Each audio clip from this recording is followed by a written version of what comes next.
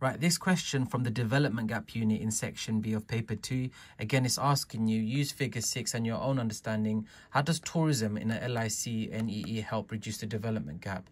So you've got to think, tourism, there are many benefits of tourism, going to visit a country. So I would first of all get figure 6 out of the way, talk about whatever figure 6 is showing you. That's a paragraph there. That means you need to do one more paragraph. This could be a 6 or a 9 marker, so you need more ideas then. I'd go into this idea that actually we looked at Kenya, East Africa. So I'd say in Kenya, East Africa, tourism has generated kind of billions for their economy. You could mention so many benefits of that. But one of the most direct benefits that tourism does is it creates lots of jobs for locals. So make sure you mention that. I'd mention 600,000 jobs created. I'd give an example saying, you know, taxi transport or hotel staff or kind of like tour guides. Now, how do you explain that point? You talk about how these tour guides then therefore earn a stable income, which is more regular, and therefore that improves their life. In other words, reducing the development gap by actually using that income to buy more nutritious food and or even medicine, or send their children to school, and then link it back how that actually, because they can afford better quality food, therefore people are going to live longer, better health, work longer essentially, and that helps reduce that country's poverty level. You could talk about that point, and that's it. 2 points there, figure 6 and that.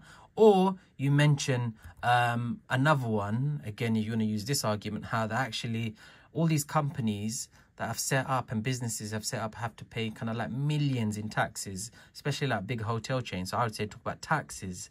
These taxes therefore are basically used by the government, because that taxes are what, extra money for the government. They can reinvest it into public services. So like in Kenya, they've been able to build more schools because they've got more money through tourism. And then I'd link it back saying this helps, you know, children able to kind of get qualifications, which will therefore allow them to get better paying jobs in the future.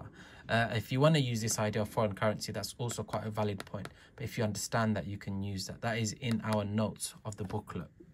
So intermediate technology, guys, this question here is a little 1 marker, but understand it a bit more. Could be a 3 marker, 4 marker, but it's like in other words, it's appropriate technology. It's showing them something or a tool that is based on their local level of knowledge. Okay, it's not like fair trade. It's not like giving them money. It's like showing them a technique or a method that they now know how to use, which therefore can help them in the future. So like Chamba Montero, when they built them that kind of like micro hydro scheme, it's very similar to that. So it's something that is local, it's cheap, it's based on their tools and knowledge. And how does it help these poor countries? So this 1 marker is just tell me one little thing about it.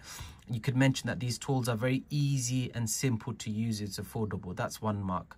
You could mention as to like, you know, by giving them these kind of simple machinery, it can support them with something long-term, like help them develop a business and earn money. So like the Chamba Montero example, you could talk about how by building them a micro hydro scheme, it allows them to gain energy. They know how to use it, and it provides them kind of like the whole community of energy, and it involves the local community. So it's like not like local material used. I'm not going to hire workers. I'm going to use the local people. So it's all about the community with this.